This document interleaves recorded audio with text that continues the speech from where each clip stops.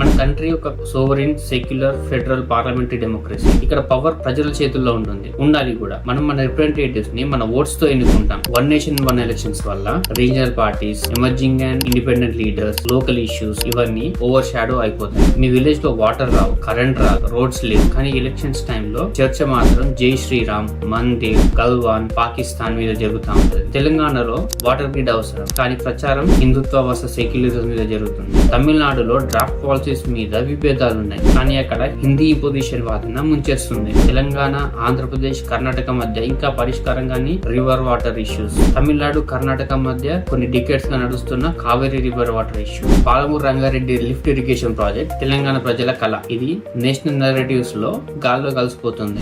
ఆంధ్రప్రదేశ్ ప్రజలు క్యాపిటల్ కోసం వాళ్ళ భూమినిచ్చి 9 సంవత్సరాలైనా కూడా ఇంకా అమరావతి భవిష్యత్తు చీకట్లో ఉన్నది. ఇలాంటి లోకల్ ఇష్యూస్ అన్ని నేషనల్ నరేటివ్స్ హడావిడిలో కంప్లీట్ గా మాయమైపోతాయి.